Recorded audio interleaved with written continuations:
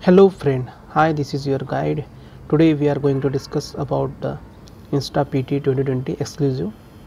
हमने science and technology का ये यहाँ पे मैगज़ीन डिस्कस कर रहे हैं। ये मई से लेकर फरवरी तक है 2020 का, मई 2019 से लेकर 2020 तक है। और पिछले दो वीडियो में हमने यहाँ पे डिफेंस टेक्नोलॉजी के पूरे 17 टॉपिक्स डिस्कस किए थे। उसके बाद में स्पेस टेक्नोलॉजी के हमने 25 टॉपिक डिस्कस किए थे यहाँ पे 30 मीटर टेलीस्कोप तक यहाँ पे। उसके बाद में हम यहाँ पे 26 टॉपिक से लेकर पूरा 50 टॉपिक है यहाँ पे, वो डिस्कस करेंगे आज की वीडियो में। और ऐसे करते करते हम पूरा ये मैगज़ीन फिनिश कर देंगे। सो अगर आपने मेरा वो वीडियोज़ नहीं देखे होंगे तो वो प्लेलिस्ट में है, इंस्टा PT 2020 एक्सक्लूसिव मैगजीन्स करके हैं, आप देख सकते हो। मेरे चैनल को सब्सक्राइब कर सकते हो, UPSC परसिवरेंस करके हैं, और लाइक कमेंट एंड शेयर भी कर सकते हो। सो हम स्टार्ट करते हैं आज। आज का टॉपिक है यहाँ पे 26 स्पिट्ज़र स्पेस टेलीस्कोप के बारे में है। ये नासा का रिटायर होने वाला है यहाँ पे जनवरी 30, 2020 को। और Spitzer was shut down permanently after 16 years of exploring cosmos in infrared. मतलब 16 साल के बाद ये यहाँ पे रिटायर हो जाएगा। ये बैकग्राउंड में यहाँ पे दिया है, लॉन्च किया था अगस्त 25 को 2003 में। Spitzer was initially scheduled for the minimum 2.5 years of primary mission, but the space telescope has lasted far beyond its expected lifetime. कुछ कीज अचीवमेंट है यहाँ पे, इसके क्या स्पेशलिटी है। Spitzer discovery extend from our own planetary backyard to planet around the other stars to the far reaches of the universe. Spitzer has logged over 106,000 hours of observation time in the past 15 years. It has illuminated some of the oldest galaxy in the universe, reveal a new ring of around Saturn. ये जो Saturn के आसपास जो ring है यहाँ पे, उसका यहाँ पे इन्होंने ये किया है, रिवील किया है। And peered through shrouds of the dust to study newborn stars and black holes. इसके लिए भी इसका यूज़ किया गया है, इसकी स्टडी के लिए, जो न्यूबॉर्न स्टार्स होते हैं या ब्लैक होल्स होते हैं उसके लिए। Telescope also assisted in the discovery of the planets beyond our solar system, including detection of the 7 earth size planet orbits the star TRAPPIST among other accomplishment. So 7 earth size planet का भी discovery किया है, star जो Trappist 1 करके हैं यहाँ पे, उसका भी डिटेक्शन ये स्पिट्ज़र्स की डिस्कवरीज है। उसके बाद में स्पिट्ज़र के बारे में यहाँ पे दिया है एग्जैक्टली स्पिट्ज़र क्या है, नासा का है। स्पिट्ज़र स्पेस टेलीस्कोप ये लॉन्च किया था 2003 में to study the universe in infrared it is the last mission of the NASA great observatory programme which saw 4 specialised telescope including the Hubble space telescope launch between 1990 and 2003। उसके बाद में इसका goal क्या है, goal of the great observatories is to observe the universe in distinct wavelengths of light. The other observatories in the greater observatories programme look at the visible light, Hubble still operational, gamma rays, Compton gamma rays observatory no long operational, and X-ray the Chandra X-ray observatory still operational। ये कुछ इसके observatories हैं operational में, अभी चालू में है यहाँ पे। उसके बाद में 27 टॉपिक पे आते हैं। हैबिटेबल जोन, जो मतलब हैबिटेबल जोन एग्जैक्टली क्या होता है, जो हमारा अर्थ सिस्टम है ना, सो वहाँ पे लाइफ मतलब कि लाइफ जीने के लिए कुछ हैबिटेबल जोन होता है। सो उसी के बारे में ये यहाँ पे एक 1 बाय 1 पढ़ते हैं हम, क्या दिया है यहाँ पे। द हैबिटेबल जोन और the Goldilocks zone is the range of the orbital distance from the star eight which the liquid water can exist on the surface of the planet. मतलब पानी की संभावना होती है, और पानी जहाँ पे वहाँ पे लाइफ होती है। So it is the area around the star where it is not too hot and not too cold for the liquid water to exist on the surface of the surrounding planets. मतलब ज़्यादा cold भी नहीं होते और ज़्यादा hot भी नहीं होते, लाइक आवर अर्थ, जैसे हमारी धरती है, अर्थ है। This range of the distance changes depending on the size of the temperature of the star. Earth is in the habitable zone of the sun, and one of the reason of our planet has liquid water like ocean and lakes. So यही यहाँ पे बताया, oceans and lakes है। सो मतलब freeze नहीं है, मतलब एक आइस फॉर्मेट में नहीं है बट वो नॉर्थ एंड साउथ पोल में है। वाई इन न्यूज़, ये न्यूज़ में क्यों था? NASA reported the discovery of the earth size planet named TOI 700D, ये ध्यान में रखना, ये अर्थ साइज प्लैनेट है, orbiting it's star in the habitable zone, इसलिए ये न्यूज़ में था, हैबिटेबल जोन। उसके बाद में 28 टॉपिक पे आते हैं हम यहाँ पे, एक्रीशन बर्स्ट इवेंट, ये क्या है? Astronomer have recently found that the funnelling of the matter into the forming stars happens at the different rates over time as per the rotating disk of a gas and dust theory. Sometimes the forming star swallows up a huge amount of matter resulting in the burst of the activities in the massive star. This is called an accretion burst event, इसी को accretion burst event बोलते हैं।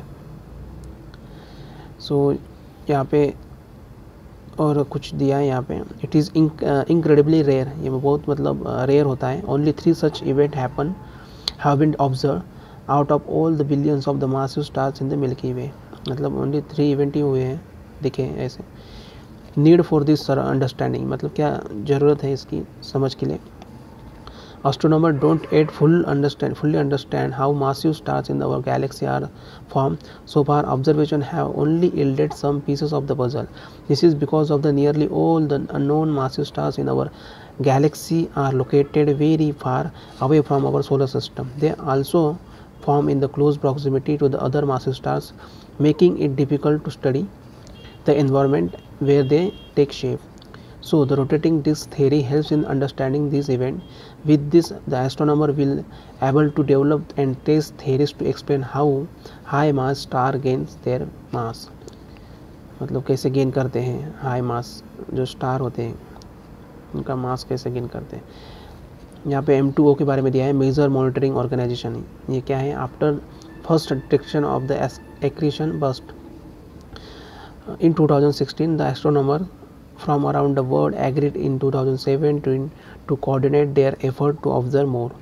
This led to the formation of the Major Monitoring Organization M2O. The primary goal of the M2O is to make the astronomy community aware of the importance of the major monitoring. It is also increase the number of sources monitored, the number of transition monitored, and increase the cadence of observation. उसके बाद में है what is major, major क्या है? अब ये maser है is the microwave radio frequency equivalent of laser. The word stand for microwave amplification by stimulated emission of radiation. Masers are observe using radio telescope से इसे ऑब्जर्व करते हैं, and most of them are observe at the centimetre wavelength. They are very compact. A major flare can be sign of an extraordinary event such as the formation of the star. 29 topic है हमारा snow x के बारे में, यहाँ पे दिया है। NASA has launch a seasonal campaign part of the 5-year programme called SnowEx, ये 2016-17 में इनिशिएट किया गया था। यहाँ पे दिया है ये स्नो एक्स क्या है? It is 5-year programme initiated and funded by the NASA, NASA ने फंड करता है और 5 साल का प्रोग्राम है। ऑब्जेक्टिव क्या है इसके? To address the most important gaps in the snow remote sensing knowledge and thus lay the groundwork for future snow satellite mission. It focuses on airborne campaigns and field work and on comparing the various sensing technology from the matter to the more experimental in the global representative types of the snow. The mission will utilize a suite of the airborne instruments such as LIDAR, SAR, passive microwave, multispectral hyperspectral VIS, IR and others, as well as ground measurement to the study snow water equivalent in the forest areas. So ये इसके mission ध्यान में रखना और ये की utilise किए करते हैं। What are the SNOEX outcomes and international engagement? The SNOEX will provide key insights into optimal strategies for mapping global SWE with the remote sensing and models, which will enable the competitive proposal for the decadal survey Earth's Explorer mission. The systematic assessment of the methods for mapping water and energy components of the seasonal snow in SNOEX is fully aligned with the objective of the NASA Terrestrial Hydrology Program and the Earth Science Division as well as the ESDs. इसके बाद में Hera mission के बारे में यहाँ पे दिया है। ये यूरोपियन स्पेस एजेंसी का मिशन है। इन्होंने यहाँ पे अप्रूव किया है budget of Hera, the European component the mission to slam the spacecraft into asteroid. Hera is the European contribution to the international double spacecraft collaboration. Hera is a name after the Greek goddesses of marriage. Greek goddesses हैं, देवी है, उसके नाम के रखा है। goddesses की जो शादी होती है उनके नाम पे रखा है। How is it planned, मतलब ये कैसे प्लान किया है? To launch in 2014, Hera would travel to the binary asteroid system, the Didymos pair of the near-the-Earth asteroids. NASA will be the first to perform a kinetic impact on the smaller of the two bodies. Hera will follow up with the detailed post-impact survey that will turn this grand-scale experiment into a well-understood and repeatable planetary defense technique. उसके बाद में dart mission पे आते हैं। ये dart mission क्या है? उसका फुल फॉर्म है double asteroid redirection test. DART will target Didymos as a part of its planetary defense program. DART will deliberately crash itself into the moonlight at the speed of the approximately 6 km per second using an on-board camera and autonomous navigation software. The collision will change the speed of the moonlight in its orbit around the main body. Why Didymos? ये क्यों news में था अभी? Didymos was chosen because of its close proximity to the Earth and its size. Didymos is a small and in a tight enough 12-hour orbit around its planet that its orbital period can indeed shifted in a measurable way. उसके बाद में इसका significance दिया है यहाँ पे। DART and Hera were conceived together as a part of the international asteroid impact deflection assessment experiment. Why we need a planetary defence mechanism, ये क्यों हमें प्लानिटरी डिफेंस मैकेनिज्म की क्या ज़रूरत है? There are around 25,000 near earth objects NEOs that orbit the sun on the trajectory that bring them close to our planet orbit. Certain near earth objects have been identified as a potential hazardous. As of now there are 900 near the earth objects measuring more than 1 kilometer. An impact from one of these NEOs can bring devastating effect to the earth. That is why the scientists are working on a number of the planetary protection initiatives to deflect the asteroid if they threaten to impact the earth. उसके बाद में हम 31 topic पे आते हैं, Starlink network project. Starlink network project क्या है? Starlink is a satellite constellation being constructed by an American company SpaceX to provide the satellite internet access. Starlink network project ये अमेरिकन कंपनी स्पेसएक्स ने का है initiative, और the constellation will consist of thousands of the mass produce small satellite in the low earth orbit working in combination with the ground transceiver. Significance of the project, इसका significance क्या है? The project ensure that the reliable and the uninterrupted internet service are universally available in the every part of the globe. Currently about 4 million people, more than the half of the world population, do not have access to the reliable internet access. मतलब near about 4 billion 40 crore people को access नहीं है, more than half of the world population internet का network नहीं मिलता है उन्हें, and that is because of the traditional ways to deliver the internet. Fibre optic cables और the wireless network cannot take it everywhere on the earth. In many remote areas or the places with the difficult terrain, it is not feasible or the viable to set up the cables or the mobile towers. Signals from the satellite in the space can overcome this obstacle easily.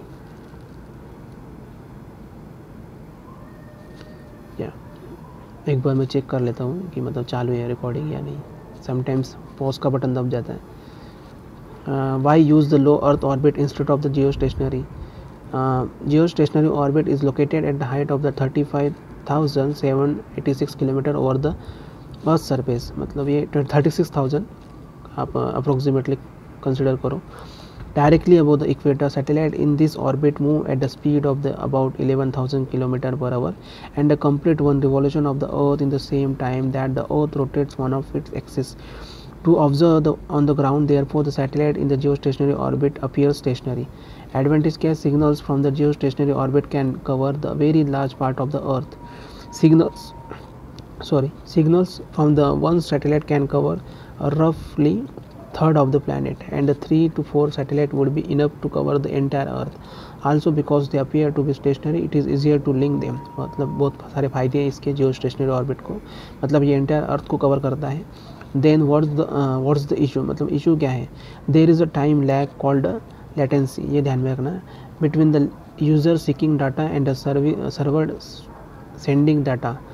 And because data transfer cannot happen faster than the speed of the light, in reality they take place at a significantly lower speeds. The longer the distance that need to be covered, the greater is the time lag or the latency. The transmission from a satellite in the geostationary orbit has a latency about 600 milliseconds. How long Earth orbit seeks to solve this? The satellite in the lower orbit 200 to 2000 km from the Earth's surface can bring the lag down to 20 to 30 milliseconds, roughly the time it takes for the terrestrial system to transfer the data. Concerns over the LEOs, क्या concerns है? Owing to their lower height, their signal cover the relatively smaller area. As a result, many more satellites are needed in order to reach the signal to every part of the planet. Other issues include increased space debris, increased risk of the collision, concerns about the astronomers that these constellation of the space internet satellites will make it difficult to observe other space objects and to detect their signal. NASA remains Ultima Thule to Arrokoth. ये हमारा 32 topic है, 32nd.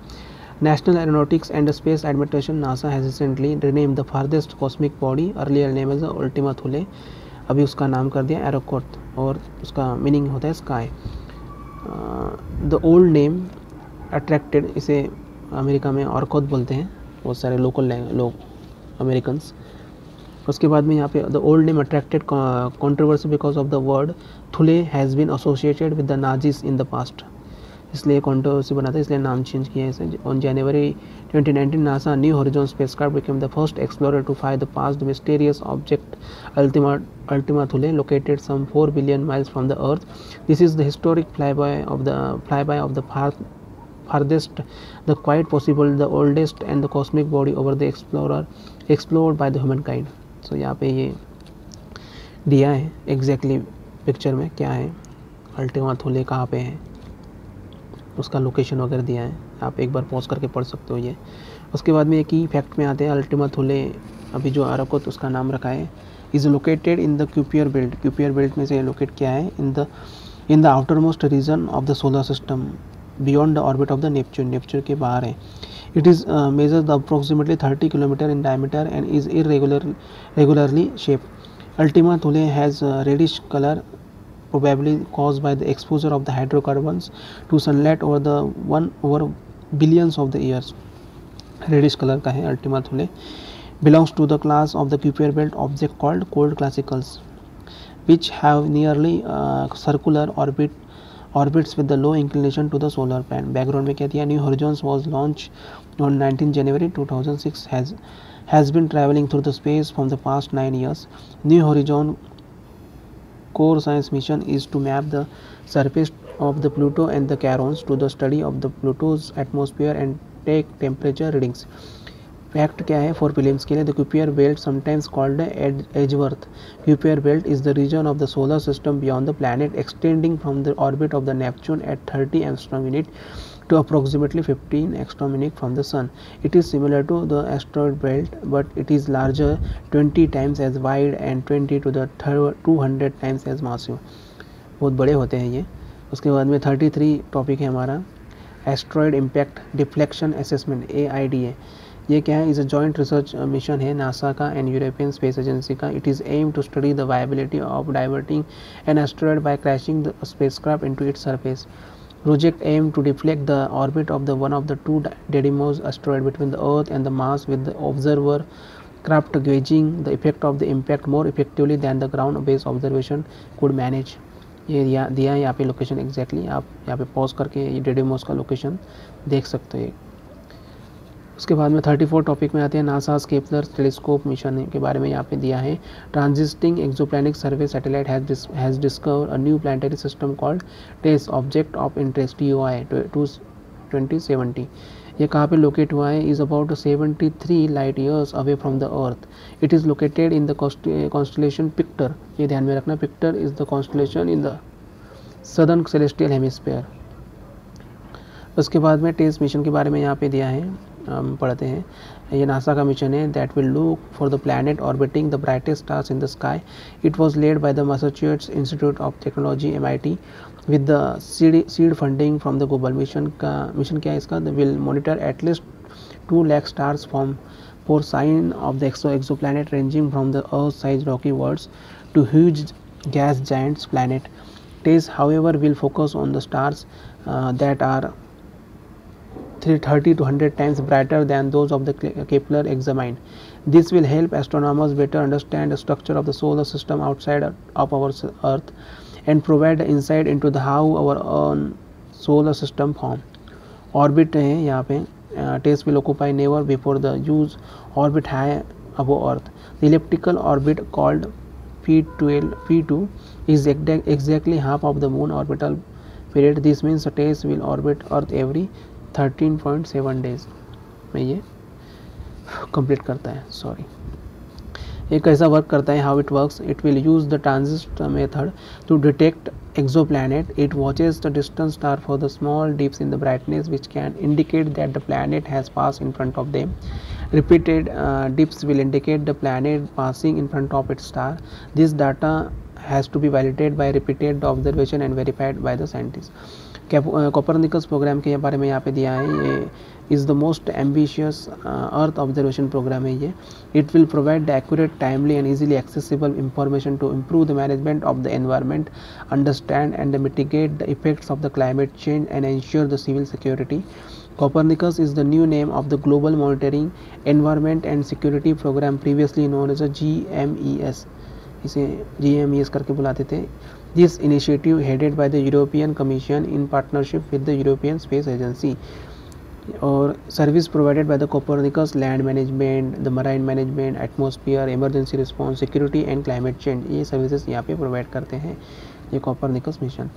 Sentinel ESA is developing a new family of satellite called Sentinels significantly specifically for the operational needs of the Copernicus program. The Sentinels will provide a unique set of observations starting with the all weather day and night radar images. 36 topic क्या है यहाँ पे?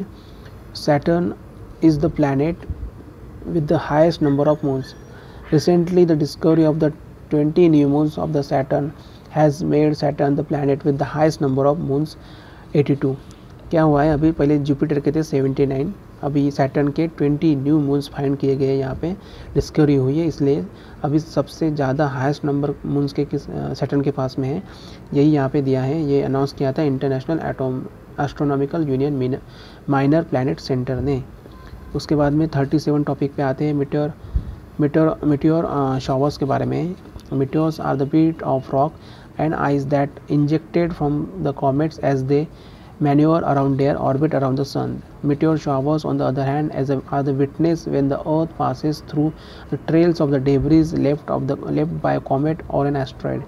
When meteors reaches the Earth, it is called meteoroid. जो धरती पे reach करते हैं, आते हैं, उसे meteoroid बोलते हैं। And series of meteoroids were encountered at once is termed as meteor shower. उसके बाद में 38 टॉपिक पे आते हैं हम यहाँ पे। Methane powered rocket. ISRO is developing 2 LOX methane engine, liquid oxygen oxidiser and methane fuel engines. अब ये यूज़ में क्यों है? इसका क्या यूज़ होता है मीथेन का? Can be synthesise with water and carbon dioxide in space, is often describe as the fuel of the future. Unsymmetrical dimethyl hydrazine along with the nitrogen tetroxide for oxidizer currently being used by the ISRO is said to be highly toxic and cancer causing, whereas the methane, apart from the being non-toxic, has a higher specific impulse, which means 1 kg of the gas can live 1 kg of the mass for longer time. It is easy to store, इसे easily store किया जाता है, does not leave residue upon burning, less bulky and importantly can be synthesise up in the space. Project Netra के बारे में 39 topic है हमारा, इसे इसरो ने इनिशिएट किया है। Project Netra early warning system है in space to detect the debris and hazards to the Indian satellite. Significance क्या है इस प्रोजेक्ट का? The project will give India its own capability in the space situational awareness like the other space power which is used to predict the threat from the debris to the Indian satellites। मतलब जो हमारे Indian satellites वहाँ पे हैं अंतरिक्ष में, जो space debris से खतरा मतलब टकराते हैं, उससे बचाने के लिए ये प्रोजेक्ट नेत्रा, ये इसरो ने मिशन लॉन्च किया है, जो हमारे मतलब हम इंडिपेंडेंटली हमारे सैटेलाइट को प्रोटेक्ट करेंगे वहाँ पे। Netra eventual goal is to capture the GEO और the geostationary orbit seen at the 36,000 km where the communication satellites operate. The effort would make the India part of the international effort over the tracking, warning about the mitigating space debris. What is Project Netra के बारे में यहाँ पे ये column में दिया है। Network for space object tracking and analysis, ये नेत्रा का फुल फॉर्म है। Under the project ISRO plans to put up many observation facility, connected radars, telescope, data processing unit and a control center. They can among the others spot, track and catalog objects as small as 10 centimeter up to the range of the 3,400 km and equal to space orbit around the 2,000 km। उसके बाद में 40 topic पे आते हैं। Sagittarius A में है, ए के बारे में यहाँ पे दिया है। Sagittarius A, it is a super massive black hole है ये, 26,000 light years away from the earth, मतलब धरती से ये 26,000 लाइट ईयर दूर है। नियर द गैलेक्टिक सेंटर और the centre of the Milky Way. ये न्यूज़ में क्यों था क्योंकि ये recently it has shown the unusual activity, the area around it has been much brighter than the usual. मतलब जो एरिया है इसके अराउंड में बहुत ब्राइटर हुआ है, कुछ अनयूजुअल मतलब एक एक्टिविटी पाई गई है यहाँ पे। Possible reason for this it may be that the Sagittarius A has become the hungrier and has been feeding on nearby matter at a markedly faster rate described as a big feast. It could be the growing faster than the usual in size, or that the current model that measures its level of the brightness is inadequate and is a need of the update. A black hole does not emit light by itself, but the matter that it consumes can be source of the light. Black hole मतलब ये light ये नहीं करता, emit नहीं करता है, but उसके आसपास में जो ये कंज्यूम करता है, मैटर कंज्यूम करता है, उसकी वजह से ये सोर्स ऑफ द लाइट बन जाता है। Large quantity of the gas from the S02 star which travel close to the black hole last year में now have reach the latter. 41 topic पे आते हैं। Interplanetary pollution, sorry for the pronunciation, interplanetary pollution के बारे में है। On April 11, 2019 the Israeli spacecraft Beresheet attempted to land on the moon but crashed on the surface. It was carrying the number of the atoms including thousands of the specimen of the living organism called tardigrade। मतलब tardigrade वहाँ पे छोड़े गए थे। ये micro एक मतलब ये है, मतलब ये यहाँ पे ऑर्गेनिज्म है, इसे वाटर बियर भी बोलते हैं टार्डिग्रेड को, और is among the toughest and most resilient creature on the अर्थ है। मतलब tardigrade can only be seen under the microscope, microscope से नीचे ही देखा जाता है, मतलब बहुत ही सूक्ष्म होता है। और ये बेयरशिट अपने साथ लेकर गया था ये मून पर छोड़ने के लिए, बट ये बेयरशिट डिस्ट्रॉय हो गया था स्पेसक्राफ्ट, तो उसकी वजह से वो टार्डिग्रेड वहीं पे रह गए मून पे, मून की सरफेस पे। सो इसी के बारे में यहाँ पे दिया है। ये वाटर ड्वेलर्स है but also inhabited land and 2008 the study found that can survive in the cold vacuum of the outer space. Outer space में भी ये कोल्ड वैक्यूम में सर्वाइव कर सकते हैं। Tardigrade can endure the extreme hot and cold temperature, ये मतलब extreme hot और कोल्ड टेम्परेचर भी सहन कर सकते हैं। ये टार्डिग्रेड की यहाँ पे इमेज दी है, ऐसा दिखता है ये बियर की तरह, बहुत माइक्रो ऑर्गेनिज्म है। और इसे themselves expel water from their bodies and set off mechanism to protect their cells and can still revive if placed in the water later. The organism is known to come back to the life on rehydration. The tardigrade derives its name from the fact that it looks like an 8-legged bear, मतलब 8 पैर होते हैं, beer जैसा दिखता है। बेयरशिट ये Israel का first lunar lander था and was launch on board Falcon 9 ने लॉन्च किया था। ये स्पेसएक्स का है launch pad. Beresheet attempted to become the first Israeli spacecraft in the first privately operated mission to the land on the moon, मतलब ये privately उनके खुद की सरकार का नहीं था, गवर्नमेंट का नहीं था, ये प्राइवेटली लॉन्च किया था मिशन। उसके बाद में हम 42nd टॉपिक पे आते हैं, magnetospheric multi scale mission MMS के बारे में है। Had recently made the first precise measurement of the interplanetary shock using the high resolution instrument. This interplanetary shock provide ideals test beds for learning about the largest universal phenomenon about the magnetospheric mission के बारे में है। NASA MMS investigate how the sun and the earth magnetic field connect and disconnect, और इसके बारे में दिया है explosive transferring energy from one to the other in the process that is important at the sun and other planet and everywhere in the universe known as magnetic reconnection. Reconnection limit the performance of the fusion reactors and is the final governor geospace weather that affects the modern technological system such as telecommunication networks, GPS, navigation and electrical power grids. Feeder के बारे में दिया है। Feeder ये Russia ने launch किया है, unmanned rocket into space, और ये कैरी करता है life size humanoid robot that spend 10 days learning to assist the astronaut on the International Space Station.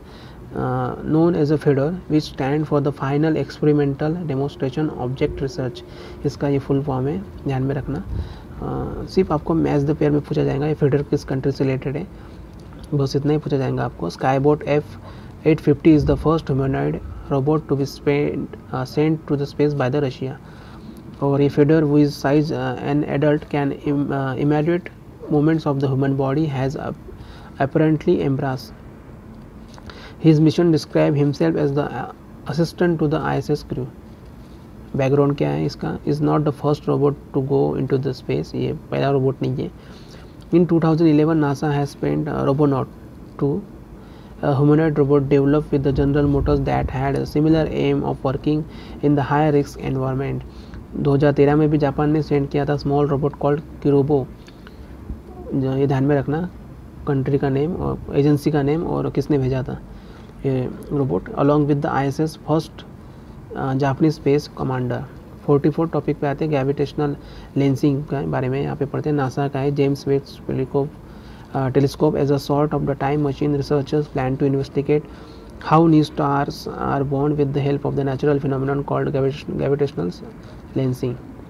Gravitational lensing क्या है एग्जैक्टली और कैसे काम करता है ये दिया है यहाँ पे। Gravitational lensing is the effect of the Einstein theory of the general relativity. Simply put the mass bends light. The gravitational field of the massive object will extend far into space and cause light rays passing close to the object and thus through its gravitational field to be bent and refocused somewhere else. The more massive object, the stronger is its gravitational field. और ये lensing useful क्यों है? क्योंकि it is directly sensitive to the amount and distribution of the dark matter. Lensing also been use to help the verify the existing dark matter itself. उसके बाद में यहाँ पे what is James Webb space telescope के बारे में यहाँ पे दिया है।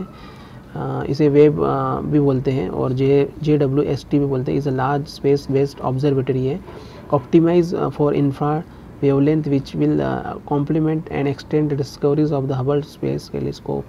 It will cover the long wavelength of the light than Hubble and will have greatly improved sensitivity. The longer the wavelength enables JWST to look further back in time, see the first galaxies that form in the early universe and peer to inside dust cloud where the stars and the planetary systems were found. What is Webb? Why Webb is an infrared telescope? By viewing the universe at the infrared wavelength, Webb will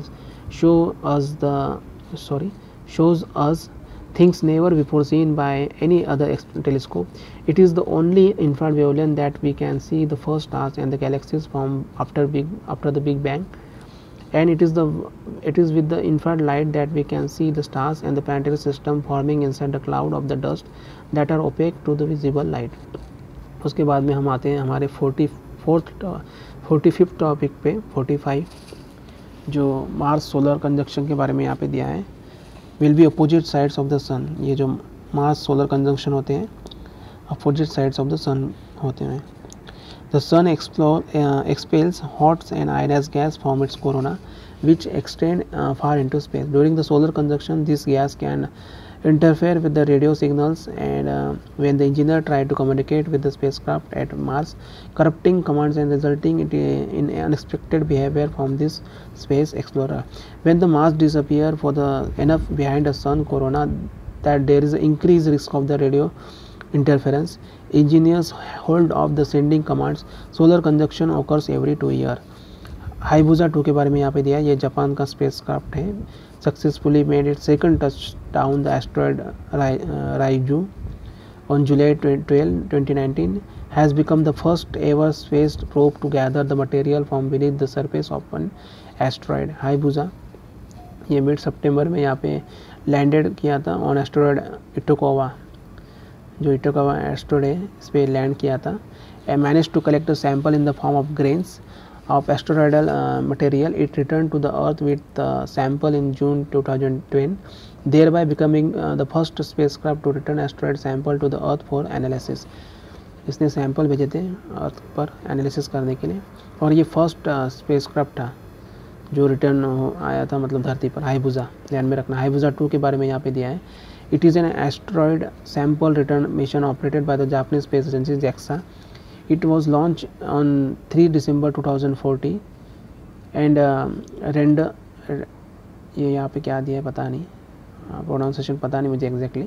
with the near earth asteroid 162173 राइगू on 27 June 2018. It is the process of surveying the asteroid for a year and a half, departing in December 2019, the returning on the earth December 2020. Hayabusa carries multiple science payloads for the remote sensing, sampling, and the 4 small rovers. And that will investigate the asteroid surface to inform the environmental and the geological context of the sample collected. What is the significance of the mission? Significance क्या है राइजू का? Raiju is the C-type asteroid, a relic from early days of the solar system. Scientists think that the C-type asteroid can contain both organic matter and the trapped water, and might have been responsible for bringing both to the earth, thereby providing the planet with the material necessary for the life to originate. ये हाइबुजा 2 के बारे में यहाँ पे image दी है, आप पढ़ लेना पॉज करके. उसके बाद में 47 टॉपिक पर आते हैं हम. स्पेक्टर RG के बारे में यहाँ पे दिया है.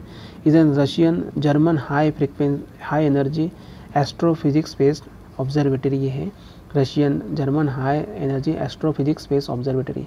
ये लॉन्च किया था recently. It follows on from the Spektr R satellite telescope launch in 2011 को लॉन्च किया था. Spectrum rotation gamma mission is also known as Spektr RG. is a joint project between the Russian Space Agency Roscosmos and the German Space Agency DLR. Objective क्या है इसका? The spacecraft is expected to detect the 1 lakh galaxy cluster, 3 million supermassive black holes, 10,000s of the star-forming galaxies, and the presence of the plasma, superheated gas, and many more types of objects. इसको मतलब detect करना है. The key goal of the Spectre RG will be to investigate the mysterious cosmic components referred to as a dark matter और dark energy. ये इसका की गोल है. उसके बाद में हमारे 48 टॉपिक पे आते हैं हम यहाँ पे. नासाज इनसाइट स्पेसक्राफ्ट, ये रिसेंटली डिटेक्ट किया था. ये नासा ने मार्स पे जो अर्थ क्वेक आते हैं, जैसे हमारे धरती पे आते हैं वैसे मासा के क्वेक्स आते हैं मासा पे भी, मार्स पे मंगल ग्रह पे. Insights is the part of the NASA discovery programme manage by the agency of the Marshall space flight centre in the Huntsville, Alabama. It is the first mission to peer the deep beneath the Martian surface. जो हमारा जो Mars का surface होता है, जैसे हमारा धरती का होता है वैसे उसी तरह ये मार्स का भी होता है, उसे मार्टियन सरफेस बोलते हैं. Studying the planet interior by measuring it's heat output, listening the Mars quakes. जैसे हमारे अर्थ क्वेक्स होते हैं उसी तरह मार्क क्वेक्स होते हैं. Which are the seismic event similar to the earth quakes on the earth. It will use the seismic waves generated by the earthquakes to develop the map of the planet deep interior. वहाँ पे experiment कर रहे हैं, उसका deep interior जानने की कोशिश कर रहे हैं.